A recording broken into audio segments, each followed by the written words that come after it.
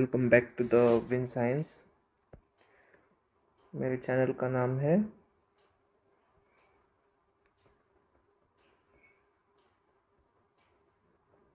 Win science और आज हम पढ़ने जा रहे हैं चैप्टर 5। चैप्टर 4 मैंने फिनिश कर दिया है क्लास 9th का। ये क्लास 9th CBSE का चल रहा है हमारा और अब हम आ चुके हैं 5th चैप्टर तक। मतलब इससे पहले के 4 टॉपिक्स कंप्लीट हो चुके हैं। अगर आपने मिस कर दिया या फिर लेट कर दिया है तो कृपया करके वो चैप्टर्स देख लें।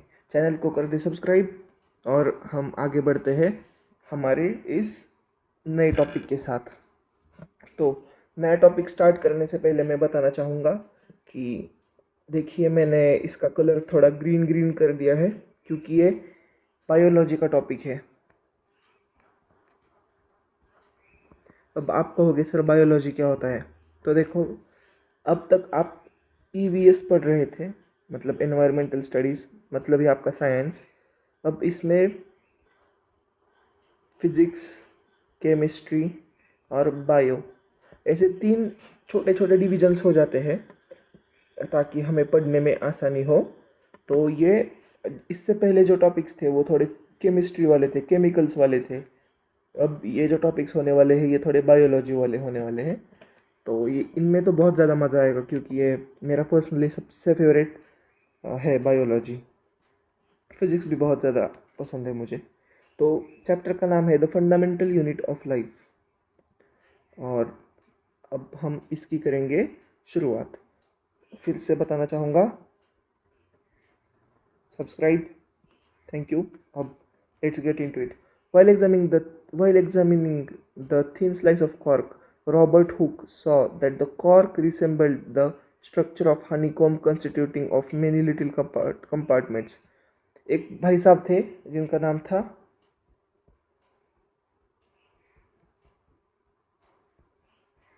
तो इन्होंने क्या किया ना कि एक कॉर्क ले लिया। अब कॉर्क मतलब क्या होता है बताता हो। ये कॉर्क लकड़ी होते हैं, लकड़ी होती है। तो इसको लिया और इसको माइक्रोस्कोप से देखा तो इनको ऐसे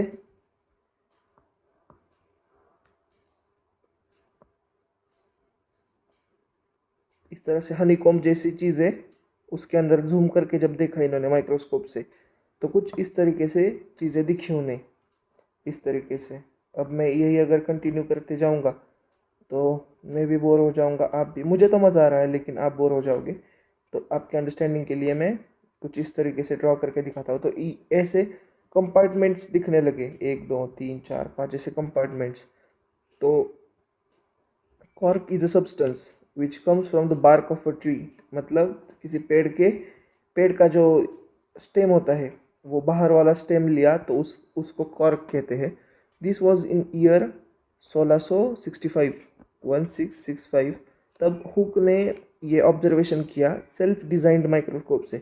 मतलब ये इतना पुराना टाइम है जब खुद के माइक्रोस्कोप्स खुद बनाने पड़ते, मतलब माइक्रोस्कोप्स का इन्वेंशन ही नहीं हुआ था जो आज के पावरफुल है उस तरह से। तो रॉबर्ट हुक साहब को क्या मिला, ऐसे बॉक्सेस दिखने को मिले, दिस बॉक्सेस, जिन्हें इन्होंने कह दिया द लिटिल रूम। मतलब इनको इन्होंने कह दिया कि ये लिटिल छोटी छोटी रूम्स है। तो रूम को लैटिन में कहते हैं सेल। तो तब से नाम पड़ गया कि ये सेल्स है। मतलब इन्होंने पहली बार सेल्स को जूम करके देखा था। This may seem to be a very small and an insignificant incident, but this is very important for the history of science. ये अब आप कहोगे हाँ तो देख लिया तो इसमें कौन सी बड़ी बात है, लेकिन यही से तो असली बायोलॉजी का स्टार्ट हुआ। This was the very first time someone had observed that living things appear to be consist of separate units. The use of the word cell to describe these units is being used till this day in biology। मतलब आज तक हम cell को cell ही कहते हैं। अब आप पूछोगे सर सेल क्या होता है? देखो, अगर आप कोई भी लिविंग ऑर्गेनिज्म ले लो या फिर कोई भी डेड ऑर्गेनिज्म ले लो जो पहले कभी लिविंग हुआ करता था, उसको अगर आप जूम करके देखते जाओगे ना तो उसमें कुछ इस तरीके से पैटर्न्स बने दिखेंगे। तो ये एक पैटर्न को हम सेल कहते हैं और ग्रुप को हम सेल्स कहते हैं। ऑब्वियसली सेल्स ही कहेंगे। तो ये होता है सेल। अब हमें क्या करना है इस चैप्टर में, इस सेल के बारे में ही कुछ ज़्यादा इंफॉर्मेशन जो इम्पोर्टेंट है वो लेनी है। तो अब what are living organisms made up of, मतलब हम किससे बने हुए हैं। हम जो लिविंग है, अगर आप लिविंग नहीं होते तो आप ये देख नहीं पाते। तो लिविंग ऑर्गेनिजम्स बने किस चीज़ से है भाई, तो आइए जान लेते हैं। तो हमने क्या किया कि जो ओनियन होता है ना हमारा, ओनियन में ड्रॉ करके दिखाता हूँ, देखो ऐसा कुछ होता है ओनियन। तो हमने क्या किया, ओनियन का एक छोटा सा पील ले लिया, इसको माइक्रोस्कोप के नीचे देखो, माइक्रोस्कोप के नीचे देखा तो हमको क्या देखने को मिला पता है,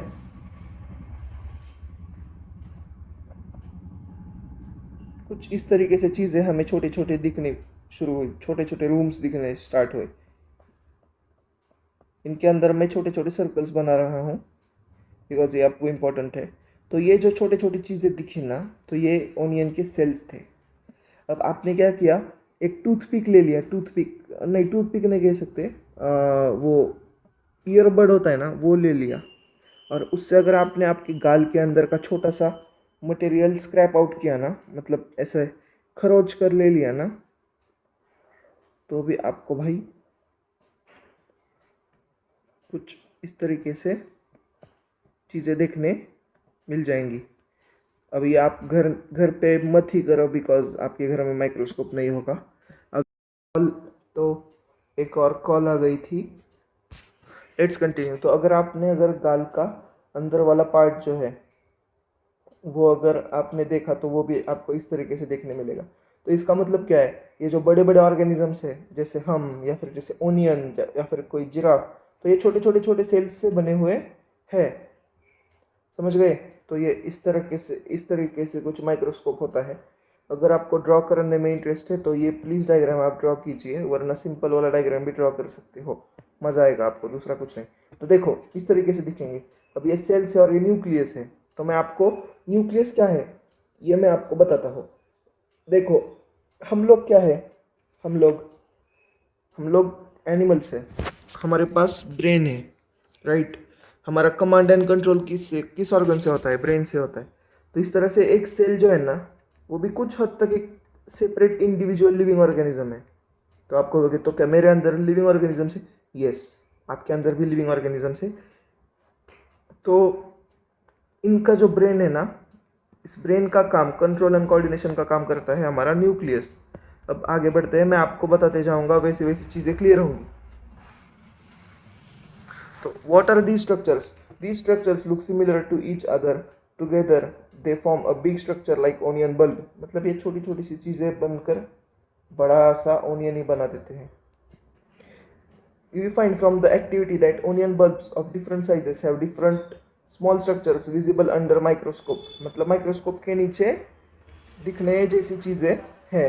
The cell of onion peel will all look the same regardless of size of the onion they come from। मतलब अगर आपने छोटा ओनियन ले लिया इतना सा, या फिर कोई इतना बड़ा ओनियन ले लिया, फिर कुछ इतना बड़ा ओनियन ले लिया, तो भी इनकी सेल्स का साइज उतना ही है, सेल का साइज चेंज नहीं होगा, समझ गए। These small structures that we see are basic building units of onion bulb. देखो हमारा जो बड़ा बड़ा मकान होता है, घर होता है, तो वो छोटे छोटे ब्रिक्स से बना होता है। इसी तरह से ये बड़ा सा ओनियन भी छोटे छोटे सेल्स से बना होता है। तो building units, basic building units किसी घर के लिए होती है ईंटें, उसी तरह से हमारी बॉडी के लिए होती है सेल्स। समझ गए, आप तो काफ़ी स्मार्ट हो भाई। These structures are called cells, जान गए। Not only onion but all organisms that we observe around us are made up of cells, समझ गए।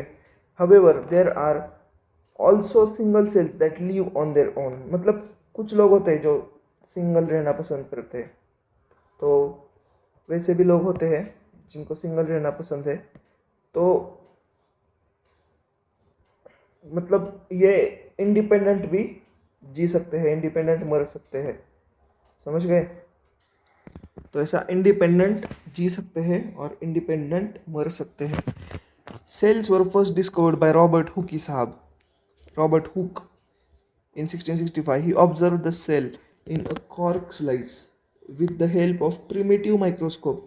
अब ये लीविन हुक थे, ये 1674 में आए, तो इन्होंने ना थोड़ा सा इम्प्रूव्ड माइक्रोस्कोप लेके आए और पॉन्ड के पानी में इन्होंने डिस्कवरी करी कि कुछ फ्री लिविंग सेल्स भी होते हैं।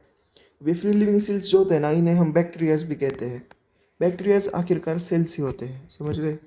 It was Robert Brown in 1831, मतलब 18th सेंचुरी में, who discovered the nucleus in the cell. मतलब रॉबर्ट ब्राउन साहब थे। अब ये आपको कुछ चीज़ें हैं जो मैं हाईलाइट करके दे रहा हूँ, ये नाम आपको आने चाहिए, एग्ज़ाम के लिए बहुत इंपॉर्टेंट है, समझ गए? आपको आगे आगे मैं बताऊंगा कि इन्होंने क्या किया, इन्होंने क्या किया, लेकिन आपको ये नाम आने चाहिए। देखो, आप कहोगे कि सर हमारे सर ने तो कहा है, ये इम्पोर्टेंट नहीं है, ये 11th में इम्पोर्टेंट है, ये 12th में भी इम्पोर्टेंट है। तो रॉबर्ट ब्राउन साहब ने न्यूक्लियस की डिस्कवरी करी। परकिंजे साहब थे, इन्होंने प्रोटोप्लाज्म बताया। अब प्रोटोप्लाज्म क्या होता है, मैं आपको एक सेल बहुत अच्छी तरीके से दिखा देता हूँ, तब आपको पता चलेगा कि प्रोटोप्लाज्म होता क्या है। थोड़ा सा हम आगे जा रहे हैं चैप्टर में, सिर्फ आपको दिखाने के लिए, वरना मैं यहाँ रुको, मैं आपको यहाँ पे एक छोटा सा डायग्राम ड्रॉ करके दिखाता हूँ। देखो, ये हुआ सेल, ये हुआ न्यूक्लियस। अब ये जो बाकी बचा हुआ है ना, इसमें एक लिक्विड होता है ना, थिक सा डेंस सा लिक्विड होता है, जिसमें बाकी के ऑर्गन्स जो होते हैं ना सेल के, ये तैरते होते हैं।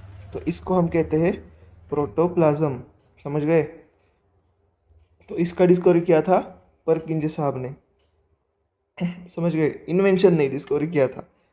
तो the cell theory that all plants and animals are composed of cells and that the cell is basic unit of life was presented by two biologists, Sheldon and Schwann. अब शेल्डन शेल्डन एंड श्वान, तो इन्होंने क्या किया था, cell theory. अब ये भी दोनों नाम बहुत ज़्यादा आपको इम्पोर्टेंट होंगे। तो इन्होंने सेल थ्योरी दिया था, मतलब सेल होता है, या फिर all organisms are made up of cells, ये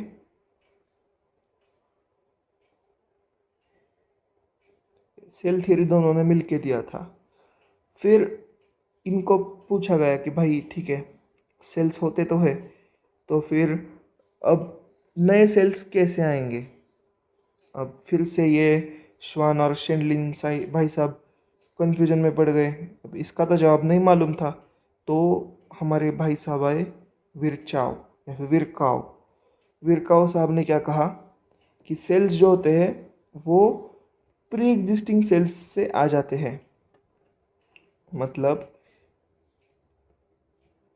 all cells arise from pre existing cells, मतलब जो पहले रह चुके हैं सेल्स उनसे आए। अब जैसे जैसे इलेक्ट्रॉन माइक्रोस्कोप वगैरह की डिस्कवरी 1940s में होती गई, वैसे वैसे जो कॉम्प्लेक्स स्ट्रक्चर्स जो है ना, वो हमें पढ़ना ईजी हो गया। Okay, the invention of magnifying lens led to the discovery of microscopic world. It is not known that the single cell may constitute of a whole organism as in amoeba. It is now known, it is now मतलब हमें अब पता चला है कि single cell ही पूरा का पूरा एक ऑर्गेनिज्म भी हो सकता है, जैसे अमीबा। अमीबा एक ऐसा ऑर्गेनिज्म होता है इस तरीके से जो सिंगल सेल है, और ये खुद एक एनिमल भी है, मतलब एक ऑर्गेनिज्म भी है, लिविंग ऑर्गेनिज्म है, ये जर्म है, तो ये खुद एक ऑर्गेनिज्म है, मतलब ये अपने आप में ही फायर है। तो इस तरीके से जो होते हैं ना, मतलब जैसे क्लमाइडोमोनास, पैरामोशियम, बैक्टीरियाज, तो ये यूनिसेल्युलर कहते हैं, मतलब ये अपने आप पे खुद के दम पे ही होते हैं ये। देखो, अरे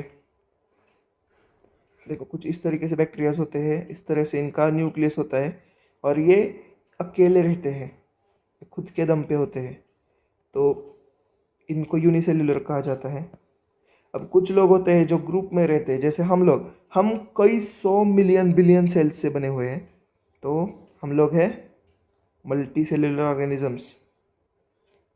अब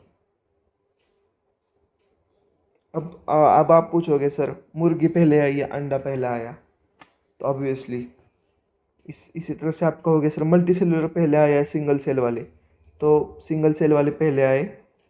इन्होंने क्या किया, चलो मैं तुम्हारे लिए खाना बना देता हूँ, मैं तुम्हारे लिए खाना पकड़ के लाता हूँ, ऐसे कोऑपरेशन कर करके एक मल्टी सेल्युलर ऑर्गेनिज्म ही बना दिया। ये मैंने, देखो ये कोई ऑर्गेनिज्म बनाया है, मुझे भी पता नहीं ये क्या है, लेकिन कुछ इस तरीके से बन गए।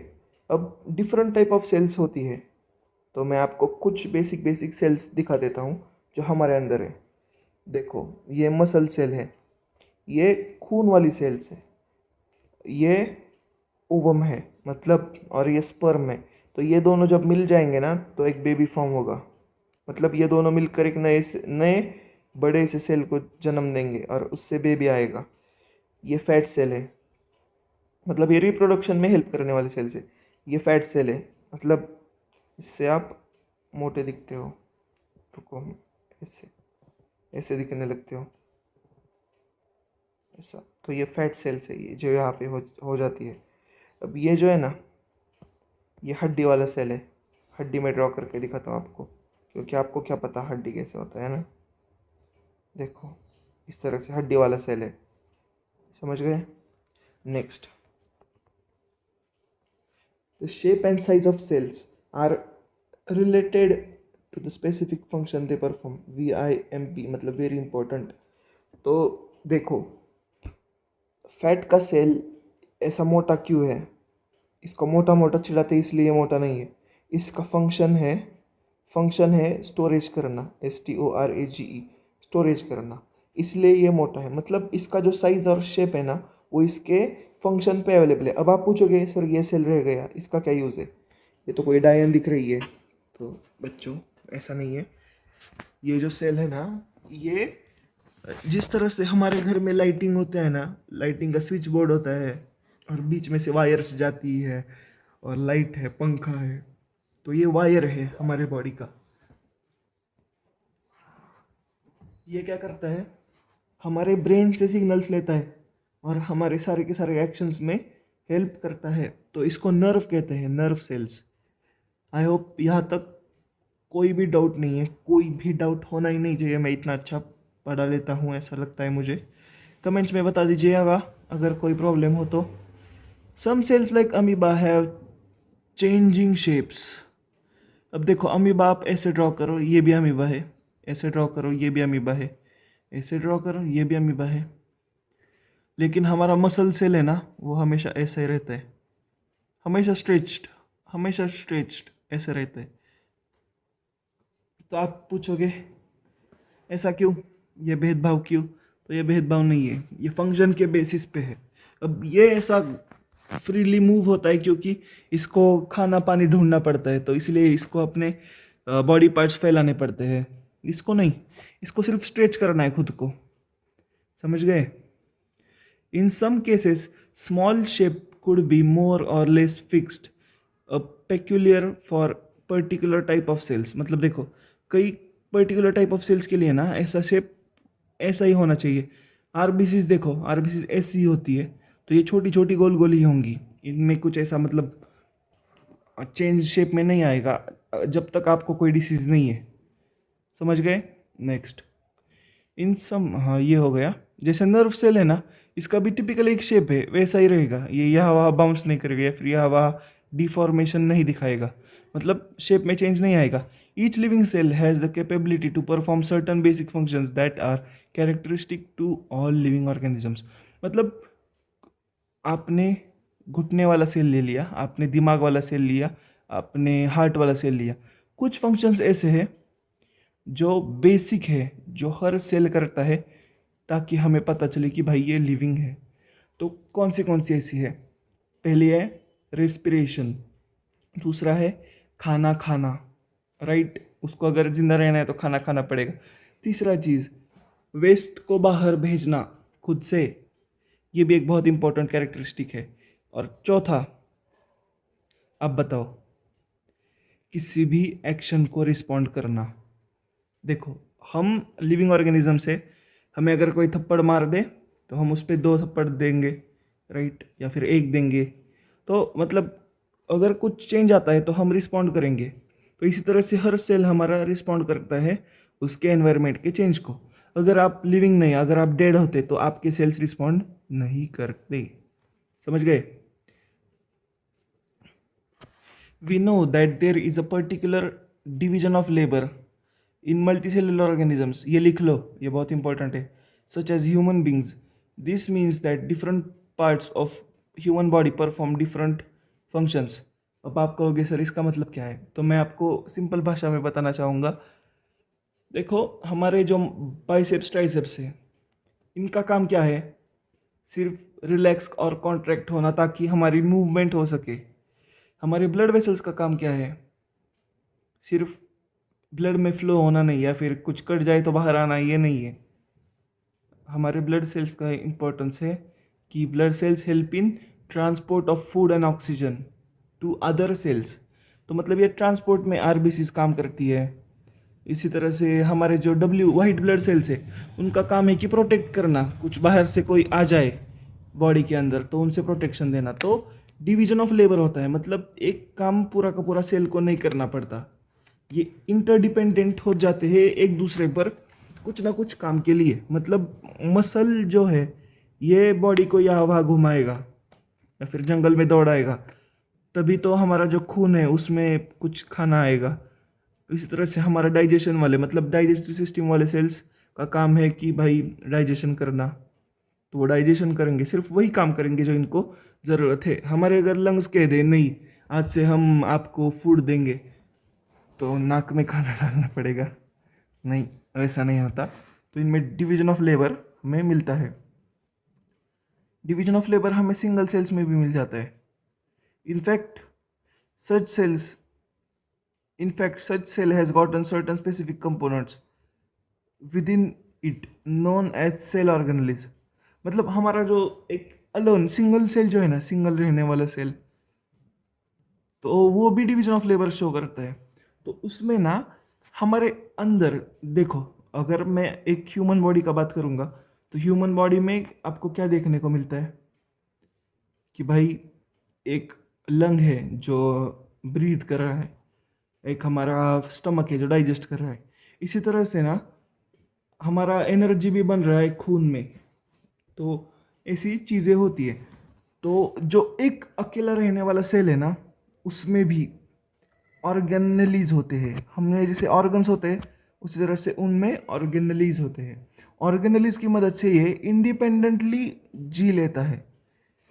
समझ गए? तो इनको कहते हैं ऑर्गेनेलीज। जिस तरह से हम में ऑर्गन्स है उसी तरह से इनमें ऑर्गेनेलीज है।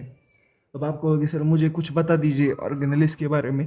देखो, ये शायद पार्ट 2 में हो जाएगा, लेकिन ये बहुत ज़्यादा इंटरेस्टिंग है, आपको इतना मज़ा आएगा ये पढ़ने में। आप तो कहने वाले हो कि अब तो हमें बायोलॉजी पढ़ना है, तो इतना ज़्यादा ही इंटरेस्टिंग है सेल। तो each kind of cell organelles performs a specific function such as making new material in cell, clearing up waste material from cell. मतलब ये इनका ही क्लियरिंग मैकेनिज्म है, इनका ही ब्रीदिंग मैकेनिज्म है। Cell is able to live and perform all its functions because of these organelles. मतलब इनके जो अंदर जो ऑर्गेनेलीज है ना छोटे छोटे, अब देखो हम में दिमाग है इसीलिए इस तरह से सेल में होता है न्यूक्लियस, ये तो आप जान चुके हो। ऐसे ही कुछ एनर्जी बनाने वाले, कुछ है जो खाना बनाएंगे, कुछ है जो खाने को डाइजेस्ट करेंगे, कुछ है जो खाने को बाहर फेंकेंगे, कुछ है जो सिर्फ ब्रीदिंग करेंगे। तो इस तरह से चीज़ें सेल्स में हमें देखने को मिलती है। It is interesting that all cells are found to have same organelles no matter what function they do. अब देखो, जो जिस तरह से मैं अगर आपको कहूँगा कि ब्रेन का सेल ले लो, इसमें भी ये न्यूक्लियस है, राइट। देखो ये ब्लड सेल, इसमें भी एक न्यूक्लियस है, इसमें भी न्यूक्लियस है, इसमें भी न्यूक्लियस है, इसमें भी। इसी तरह से इसमें जो ऑर्गन्स है ना, ऑर्गेनेलीज है ना, सेम टू सेम इसमें।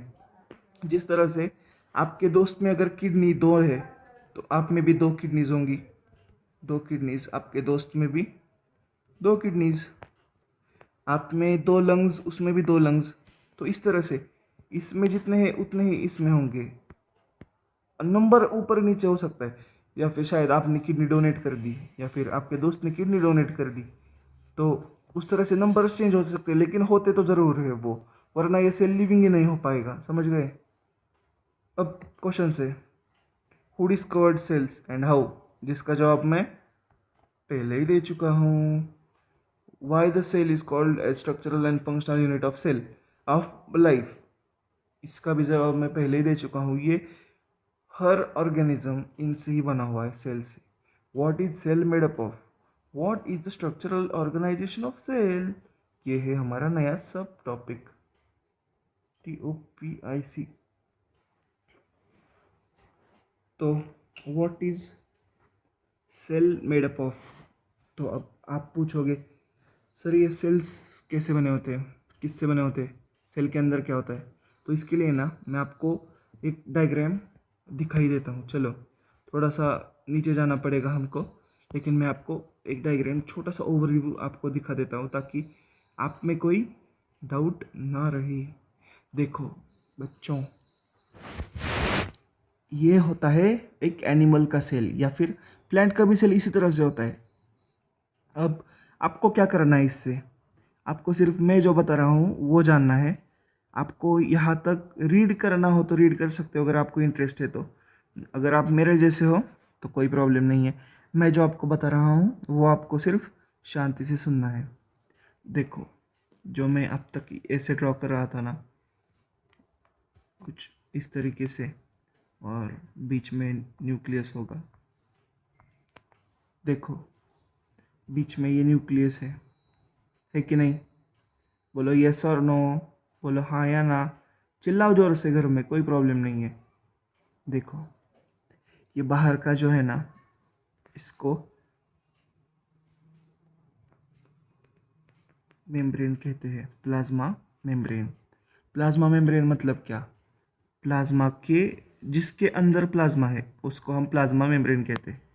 और ये जो है ना, ये इसका नाम मैंने 20 मिनट पहले बता दिया था, एग्जैक्टली 20 मिनट पहले। तो इसको कहते हैं हम साइटोप्लाज्म। देखो यहाँ पर भी एक साइटोप्लाज्म है। ये एक नहीं है, ये पूरा का पूरा लिक्विड है, मतलब ये स्विमिंग पूल जैसा है। समझ गए? स्विमिंग पूल में कुछ 10-12 लड़के नहा रहे हैं, ऐसा आप इमेजिन करो। अब ये mitochondria, ribosomes, lysosomes, centrioles, plasma membrane, ये आपको मैं बता दूंगा, कोई इशू नहीं है। लेकिन ये जो है ना, ये ऑर्गेनलीज है। समझ गए? ऑर्गन्स जिस तरह से बॉडी में होते हैं इसी तरह से सेल में ऑर्गेनलीज होते हैं। समझ गए?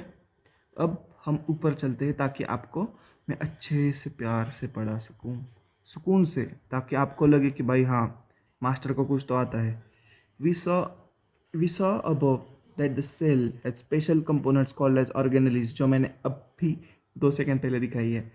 If we study the cell under microscope we would come across 3 features in almost every cell। मतलब दुनिया की कोई भी सेल ले लो, ऑर्गेनलिज में थोड़ा थोड़ा चेंज आ सकता है, लेकिन ये चीज़ें तो आपको मिलनी ही मिलनी है। वो है प्लाज्मा मेम्ब्रेन, न्यूक्लियस क्योंकि ब्रेन तो चाहिए, और साइटोप्लाज्म क्योंकि, और साइटोप्लाज्म में ऑर्गेनलिज तैरेंगे तो ये तो चाहिए, ये भी चाहिए, और बाहर का कवर भी चाहिए, जो मैं आपको ड्रॉ करके घंटे से बता रहा हूँ, आई मीन 20 मिनट से। न्यूक्लियस, ये क्या है? प्लाज्मा मेम्ब्रेन, और ये क्या है? साइटोप्लाज्म। समझ गए? ये बेसिक चीज़ है, ये तो होनी ही चाहिए, वरना ये सेल लिविंग नहीं है। समझ गए? अब next, all activities inside the cell and interactions of cells with its environment are possible due to these features। मतलब अगर ये नहीं होंगे ना तो सेल के अंदर में एक्टिविटीज़ ही नहीं होंगी कोई, मतलब ये लिविंग ही नहीं रहेगा, मतलब ये डेड हो जाएगा। अब प्लाज्मा मेम्ब्रेन के बारे में प्यार से जानेंगे, प्लाज्मा मेम्ब्रेन के बारे में प्यार से जानेंगे। प्लाज्मा मेम्ब्रेन और सेल मेम्ब्रेन, प्लाज्मा मेम्ब्रेन या फिर cell membrane. This is the outermost covering of the cell that separates the content of cell from the external environment. ये एक्सटर्नल एनवायरनमेंट मतलब बाहर की धूल मिट्टी नहीं, एक्सटर्नल एनवायरनमेंट मतलब जो भी सेल के बाहर है वो सारा का सारा एक्सटर्नल होता है, तो उनसे सेल को प्रोटेक्ट करने वाला ये है सेल मेम्ब्रेन या फिर plasma membrane. The plasma membrane allows or permits the entry and exit of some materials in and out of the cell. मतलब यही है, गेट है ये, गेट. समझ गए? कुछ इस तरीके से हम आपको ड्रॉ करके दिखाएंगे ताकि चीज़ें आपको बेहतरीन से क्लियर हो, आपको कोई इशू ना आए. देखो, ये इस गेट से खाना अंदर आएगा, कार्बन डाइऑक्साइड बाहर जाएगा, ऑक्सीजन अंदर आएगा, जो यूरिया है वो बाहर जाएगा, वेस्ट मटेरियल्स बाहर जाएगा, अच्छा वाला जो चीज़ें है वो अंदर आएगी. It also prevents movement of some other materials. मतलब ये प्रिवेंट भी करता है, अगर कोई बाहर जा रहा है ना, नहीं मुझे जाना है, नहीं मुझे जाना है, ये कहता है no no until you follow all the conditions necessary. समझ गए? मुझे इंग्लिश में भी समझाना आएगा, लेकिन अगर आपको नहीं समझ में आए तो मतलब क्या मतलब बनता है इंग्लिश झाड़ने का. The plasma membrane therefore is called a selectively permeable membrane. अब आप कहोगे सर सिलेक्टिवली परमिएबल मतलब क्या? ये आपको नोट लिख लेनी है आपकी बुक में. सिलेक्टिवली परमिएबल ऐसे मेम्ब्रेन्स होते हैं जो सिलेक्टेड और हाईली, अब मैं इसको कैसे एक बेहतरीन लैंग्वेज में बताऊँ जो आपको समझ आए. सिलेक्टिवली परमिएबल मतलब इनके पास अपना खुद का दिमाग होता है. जिस चीज़ की ज़रूरत है ना सिर्फ वही अंदर पास होंगी, जिन चीज़ों की नहीं है वो बाहर ही रहेगी. अगर सेल कह रहा है कि मुझे शुगर ला के दो, तो सिर्फ शुगर ही अंदर जाएगा, अमोनिया नहीं जाएगा. समझ गए? अब ये आप छोटे हो इसलिए मैं आपको इस इतना सिंपल लैंग्वेज में बता रहा हूँ, लेकिन इसमें बहुत ज़्यादा कॉम्प्लिकेशंस है. इसमें मैसेंजरिंग वो सब भी आता है, मतलब मैसेंजर्स और ऑस्मोसिस तो आगे आएगा आपको, जो मैंने पढ़ रखा है. तो मतलब ये सारी चीज़ें हैं. सिलेक्टिवली परमिएबल मतलब जो चाहिए ना चीज़ें हाईली सिलेक्टिव होता है. मैं हाँ, अच्छा वर्ड मिल गया. ये हाईली सिलेक्टिव होता है, इसके बहुत ज़्यादा नखरे होते हैं. ये सिर्फ वही पास करेगा जो इसको पसंद है, तो वो नहीं पास करेगा जो इसको पसंद नहीं है. समझ गए? हाँ, अब ये सिंपल टर्म्स में मैंने बता दिया है. Some substances like carbon dioxide और oxygen can move across the cell by the process called diffusion. अब देखो, हमने खड़ी कर दी दीवाल. हमारे सर दीवाल कहते थे, मैं दीवार कहता हूँ, लेकिन मैं दीवाल कहूँगा. तो हमने खड़ी कर दी दीवाल, और फिर आपने क्या किया? आपने डिसाइड किया चलो कंपाउंड बन गया, अब यहाँ से हवा बाहर नहीं जाएगी. ऐसा नहीं होता. हवा छोटे छोटे जगहों से ऐसे ऐसे चिपके अंदर जाएगा. तो इस चीज़ को कहते हैं डिफ्यूजन. समझ गए? डिफ्यूजन ये डेफिनेशन है जो आपके बुक में आनी चाहिए. कोई ज़रूरत नहीं है वैसे, लेकिन आपको डिफ्यूजन पहले भी पढ़ाया गया होगा 8th स्टैंडर्ड में. We saw that there is spontaneous movement of substances from region of high concentration to the region where its concentration is low. देखो, अब ये जो डिफ्यूजन है ना, वो तभी होता है जब एक साइड पे कॉन्सेंट्रेशन ज़्यादा हो और दूसरे साइड पे कॉन्सेंट्रेशन कम हो. अब मैं आपको दिखाता हूँ. High concentration, low concentration. तो हाई से जाता है लो की तरफ, हाई से जाता है लो की तरफ, हाई से जाता है लो की तरफ, हाई से जाता है लो की तरफ, हाई से जाता है लो की तरफ. समझ गए? तो चीज़ें ऐसे काम करती है. तो अब आप कहोगे सर मुझे थोड़ा सा डिटेल में बता दो ये हाई टू लो कैसे. देखो, पानी ले लिया, बीच में हमने डाला सिलेक्टिवली परमिएबल मेम्ब्रेन. यहाँ पे पानी, ऐसे पानी डाला. अब मैंने क्या किया? यहाँ पे नमक डाला एक साइड में, बहुत सारा नमक. अब सिलेक्टिवली परमिएबल मतलब पानी तो आ जा सकता है, लेकिन यहाँ पे मैंने बहुत ज़्यादा नमक डाला. यहाँ पे बस थोड़ा थोड़ा. तो ये जो नमक है ना, तो ये नमक यहाँ से उठ के हाई कॉन्सेंट्रेशन से लो कॉन्सेंट्रेशन की तरफ निकल जाएगा। ये तब तक जाएगा जब तक यहाँ का नमक और यहाँ का नमक सेम नहीं हो जाता। सेम हो गया बस, फिर मूवमेंट होगा नहीं, जितनी भूख है उतना ही जाएगा। In the cells external environment the concentration of CO2 is low as compare to inside the cell. देखो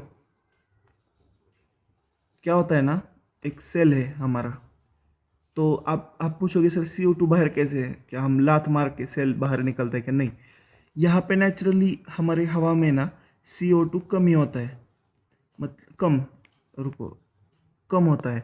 और सेल के अंदर जब CO2 ज़्यादा बढ़ जाता है ना, तो यहाँ पे हाई कॉन्सेंट्रेशन हो जाता है सेल के अंदर।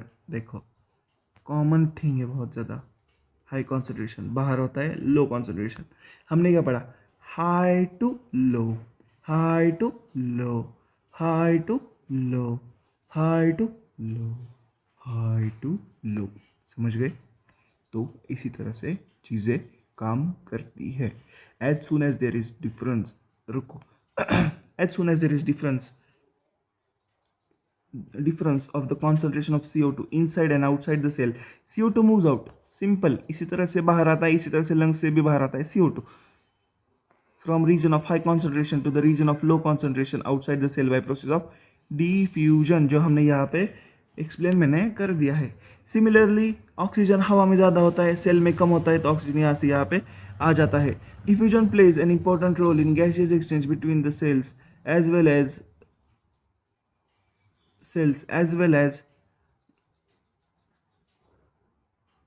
cells and in external environment। मतलब ये दो सेल्स के बीच में भी, और ये सेल और हवा के बीच में भी, या फिर सेल और पानी के बीच में भी ये डिफ्यूजन काम करता है। वाटर जो है वो भी लॉ ऑफ डिफ्यूजन फॉलो करता है। अब हम क्या करेंगे, देखो ये बहुत ज़्यादा इंटरेस्टिंग है चैप्टर, मुझे तो इतना प्यार हो गया था चैप्टर से, क्योंकि सेल्स हमारे सर ने दिखाई थी, हमारे सर बहुत अच्छे थे। वो वैसे NIT से पास आउट है, नाम लेना सही होगा या नहीं मुझे पता नहीं, लेकिन बहुत प्यारे एजुकेटर थे, बहुत ही ज़्यादा। मतलब इन्होंने पहली बार हमें सेल्स दिखाए थे, मैं इतना ज़्यादा एक्साइटेड हो गया था। तो अब हम पढ़ेंगे ऑस्मोसिस क्या होता है। Osmosis, the movement of water molecules through such selectively permeable membrane is called as osmosis. देखो जो मैंने यहाँ पे बता दिया था वो मैं यहाँ पे दिखा देता हूँ आपको। ऑस्मोसिस चीज़ होती क्या है? ऑस्मोसिस चीज़ बड़ी है मस्त मस्त। तो ऑस्मोसिस अब आपको दिखा रहे हैं आपके एजुकेटर विन साइंस के ओनर। वैसे आपको मेरा नाम पता नहीं होगा, यहाँ तक देख रहे हो तो उन्हें ही शायद पता होगा, लेकिन मेरा नाम है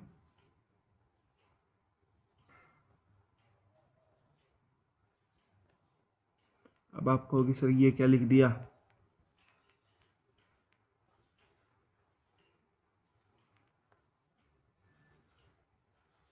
समझ गए? अब मेरे सरनेम के रिवील के लिए सब्सक्राइब फिर कभी बता दूंगा लेकिन मेरा नाम है स्वानंद। नेक्स्ट, चलो अगर आपने यहाँ तक देख लिया है तो प्लीज़ सब्सक्राइब कीजिए, चैनल भी बहुत अच्छे से ग्रो हो रहा है। तो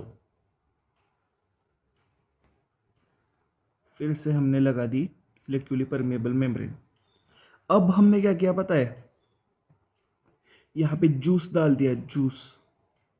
जूस में रुको कलर चेंज कर देता हूँ आपको समझने के लिए। मैंने क्या किया है, यहाँ पे डाल दिया जूस, ऑरेंज जूस, ये मैंगो का जूस डाल दिया।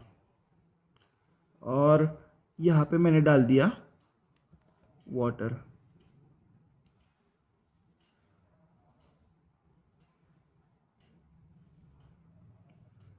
लेकिन मैंने क्या कर दिया पता है, कि जूस का जो कॉन्सेंट्रेशन है ना वो थोड़ा कम कर दिया। अब कॉन्सेंट्रेशन कम कर दिया मतलब क्या किया, तो जूस कम क्वांटिटी में ले लिया, लेकिन इसमें भी पानी होता है। देखो जूस में दूध नहीं होता, मतलब होता है मिल्क शेक्स में होता है, जूस में नहीं होता। तो मैंने ये ले लिया। अब मेरे पास दो ऑप्शन है, एक मतलब अब नेचुरली क्या होगा, पानी यहाँ से यहाँ पे फ्लो होना स्टार्ट होगा, फिर इसका लेवल राइज हो जाएगा यहाँ तक, और फिर जूस डाइल्यूट हो जाएगा कुछ ऐसा, कुछ बाकी का ऐसा, समझ गए। तो इस पानी के मूवमेंट को हम ऑस्मोसिस कहते हैं। आई होप ये तो बहुत ही ज़्यादा क्लियर हुआ होगा, मैंने मेरा नेम भी रिवील कर दिया है अब आपको। The movement of water across the plasma membrane is also affected by the movement of substance dissolve in water. मतलब the movement of water across the plasma membrane is also affected by the amount of substance dissolve in water. मतलब अगर ज़्यादा sugar होगा तो sugar से ज़्यादा sugar होगा पानी में तो कम पानी बाहर आएगा, लेकिन अगर ज़्यादा पानी होगा कम शुगर होगा तो ज़्यादा पानी बाहर आ जाएगा, समझ गए। Yes, thus the osmosis is net diffusion of water across selectively permeable membrane towards the higher solute concentration। अब सोल्यूट और सॉल्वेंट क्या होता है मुझे बताना पड़ेगा क्या, चलो आप लोगों का रिवीजन लिया जाए, वैसे पहले पढ़ चुके हैं। नींबू पानी बनाना है, नींबू का जूस डाल दिया, थोड़ा सा पुदीना का जूस भी डाल दिया, चलो थोड़ा सा ये ब्लैक वाला शक्कर है हमारे लिए बिकॉज हम अमीर है, you know we are rich, we are multi billionaires. मैं नहीं हूँ, आई एम स्टूडेंट। अब ऐसा पानी डाल दिया तो इसमें सोल्यूट क्या है और सॉल्यूशन क्या है, मतलब ये पूरा का पूरा सॉल्यूशन है, जो कम मात्रा में है इसको सोल्यूट, और ये जो बड़ा है ना इसको LVENT सॉल्वेंट कह देते हैं, समझ गए। One of the following three things could happen if the medium. अब हमने क्या किया पता है क्या, हमने एक एनिमल सेल ले लिया और उसको शुगर सॉल्यूशन में या फिर सॉल्ट सॉल्यूशन में डाल दिया। ये नई एक्टिविटी है, ये कुछ ना कुछ ये लोग करते रहते हैं, लेकिन ये जानना इतना ज़्यादा इंपॉर्टेंट क्यों है, क्योंकि 11th में भी है, ये नहीं है रीज़न एक्चुअली। तब आपको पता चलेगा कि भाई ऑस्मोसिस होता क्या चीज़ है, ऑस्मोसिस का इम्पोर्टेंस या फिर ऑस्मोसिस का सिग्निफिकेंस आपको अब पता चलने वाला है। तो बच्चों आओ हम शुरू करेंगे। तो ग्लास बना लेते हैं। हमें कितने ग्लास चाहिए होंगे, 1 2, नहीं रुको रुको, छोटे ग्लास बना लेते ताकि हम एक ग्लास से दूसरे ग्लास में आपको थोड़े टाइम बाद क्या रिजल्ट आएगा वो बता सके।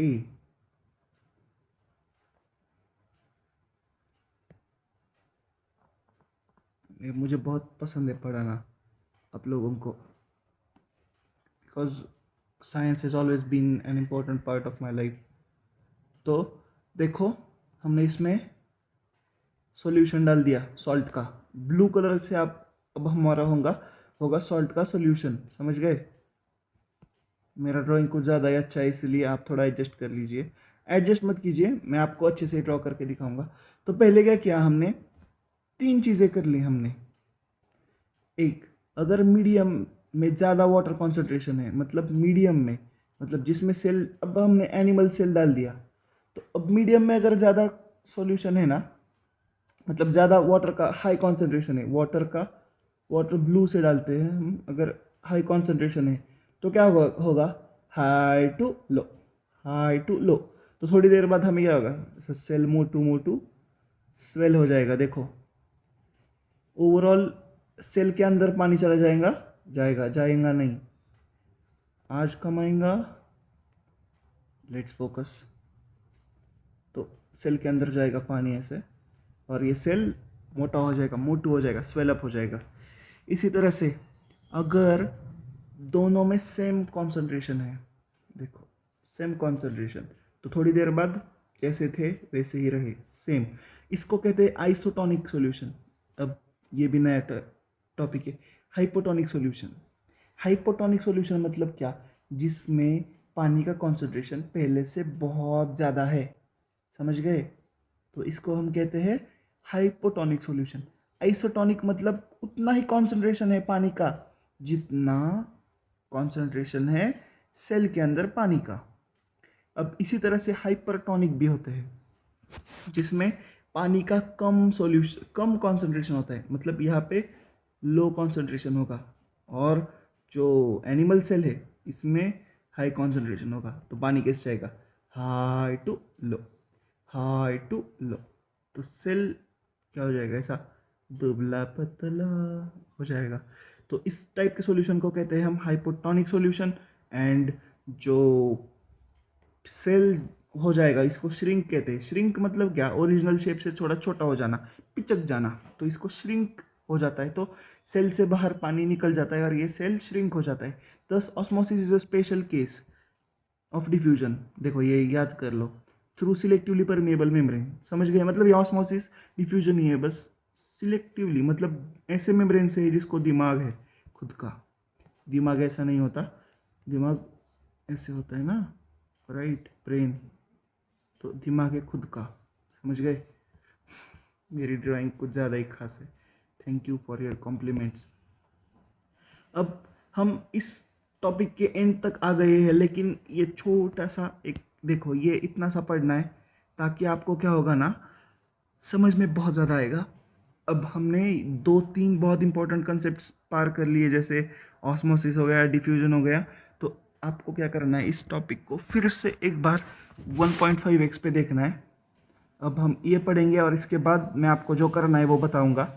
Unicellular fresh water organisms and most plants tend to gain water through osmosis. मतलब मोस्ट ऑफ द जो अकेले रहने वाले, सिंगल रहने वाले जो है ना लोग, मतलब लोग नहीं, बैक्टीरियाज, तो ये ऑस्मोसिस से ही पानी अंदर ले लेते हैं। समझ गए। और हमारे जो प्लांट्स के रूट्स हैं ना, वो भी ऑस्मोसिस से ही ले लेते हैं। Diffusion is important in exchange of gases and water in the life of a cell. In addition to this, the cell also obtains nutrition from its environment. मतलब environment से ही इस भाई को न्यूट्रिशन मिल जाता है। समझ गए, मतलब सेल को न्यूट्रिशन एनवायरनमेंट से मिल जाता है। Different molecules move in and out of cell through the type of transport requiring use of energy. मतलब देखो, अब सिलेक्टिवली परमेबल होता है ना, इसमें कुछ ज़्यादा एनर्जी लगता नहीं है, लेकिन कुछ होते हैं बालक जिनको अंदर खींच के बुलाना पड़ता है टीचर को। समझ गए, तो इस बालकों के लिए एनर्जी भी यूज़ करना पड़ता है। Plasma membrane is flexible and is made up of organic molecules called as lipids. देखो मतलब ये जो प्लाज्मा मेम्ब्रेन है ना, ये लिपिड से बना होता है, PID, लिपिड। एंड प्रोटीन से भी बना होता है। ये जो गोला बना है ना, ये प्रोटीन है। इसका मैं डायग्राम आपको नेक्स्ट चैप्टर में, नेक्स्ट लेक्चर में इतना अच्छा सा डायग्राम दिखाऊंगा ना आपको, अब मतलब आपको बायोलॉजी से प्यार ही हो जाएगा। However we can observe the structure of plasma membrane only under electron microscope. मैं आपको स्ट्रक्चर एक छोटा सा ड्रॉ करके दिखा देता हूँ। ये लिपिड वाला चीज़ जो है ना, वो आपका दिमाग खाएगा। लिपिड, ए लिपिड, प्रोटीन, अरे ओ प्रोटीन, फिर से लिपिड, ए लिपिड, ए लिपिड, तो कुछ इस तरीके से होता है। ये हो जाता है हमारा प्रोटीन और ये हो जाता है lipid. The flexibility of cell membrane also enables cell to engulf food. Oh my gosh, engulf मतलब क्या, food and other materials from its external environment. Such process is known as endocytosis. Oh my gosh, ये भी क्या, तो बहुत अच्छा है, बहुत ईजी है, मैं आपको बता देता हूँ। आप बताओ मुझे, अमीबा खाता कैसे है? अगर अमीबा ऐसा है तो अमीबा क्या करता है? अगर अमीबा को यहाँ पे फूड दिख गया ना भाई, एक बार बस दिख जाए, तो ये भाई क्या कहता है, क्या करता है, धीरे धीरे अपनी टांगे फैलाना शुरू कर देता है। तो ये क्या करेगा, इसको इससे थोड़ा थोड़ा प्यार हो जाएगा, तो ये ऐसे आएगा, देखेगा क्या है क्या नहीं है, हो गया। अब ये थोड़ा सा और अप्रोच करेगा। मैं रियल इंसिडेंट बता रहा हूँ आपको, हाँ, मतलब पूरा का पूरा प्रैक्टिकल करवाते हैं हम विन साइंस पे। देखो, बायो का प्रैक्टिकल नहीं, आई मीन ये खाया कैसे जाता है ना सेल, मतलब इनसे, तो ये मैं आपको अच्छे से दिखा देता हूँ। फिर ये लिटरली ऐसा पूरा का पूरा कवर ही कर देगा, ले झपेटा मार देगा। चल भाई बहुत हो गया एक यार। इस तरह से अंदर करेगा। तो इस प्रोसेस को जो मैंने बताया ना आपको, इसको हम कहते हैं एनगल्फ। गल्फ मतलब क्या होता है? ऐसी बॉडी, ऐसी वाटर बॉडी जो तीनों साइड से लैंड से लेस है, मतलब अब गल्फ, अब आपको पर्शियन गल्फ दिखाता हूँ। पर्शियन गल्फ जो होता है ना, उसके ऊपर की साइड पे है ईरान, नीचे है सऊदी अरेबिया, दुबई, ओमान और ऐसे, और ये बीच यहाँ पे है इराक, ईरान, और ये ऐसे बीच में तीनों साइड से लैंड से लॉक्ड होता है, और यहाँ पे सिर्फ ओपन होता है। तो इसी तरह से देखो, एक साइड से ओपन होता है, और इस प्रोसेस को हम कहते हैं एंडोसाइटोसिस। समझ गए? इस प्रोसेस को कहेंगे एंडोसाइटोसिस, और इस एक्टिविटी को कहेंगे हम एनगल्फ। अमीबा जो है ना, ये खुद का खाना इस तरह से झपेटा मार के ले लेता है। देखो यहाँ पे होता है हमारा लेक्चर 1 एंड, THEEND। एक बार और 1.5x पे देख लो, आपको बहुत अच्छे से समझ में आएगा। दूसरी बात, अब आगे क्या सर? आगे हम ऑर्गेनेलिज, हमारे प्यारे प्यारे ऑर्गेनेलिज पढ़ेंगे, लेकिन उससे पहले आप ये NCERT से एक बार पढ़ लीजिए, क्योंकि बायोलॉजी का सीन ऐसा होता है ना कि आपको एक बार पढ़ने से कुछ आएगा नहीं, दिमाग में ही नहीं बैठेगा। तो इससे अच्छा है एक बार और पढ़ लो, अच्छे से रिवाइज कर लो। जो मैंने बताया है, जो इम्पोर्टेंट है वो आप हाईलाइट कर लीजिएगा, वही पढ़िएगा। यहाँ वहाँ के एक्टिविटीज़ वगैरह आपको, मुझे नहीं लगता कोई ज़रूरत है। विन साइंस को सब्सक्राइब कर दीजिएगा। आपको मिलते हैं नेक्स्ट क्लास में। 45 मिनट्स हो रहे हैं। Bye bye. नहीं, अभी 10 सेकेंड, 7 सेकेंड, 8। बाय बाय बच्चों।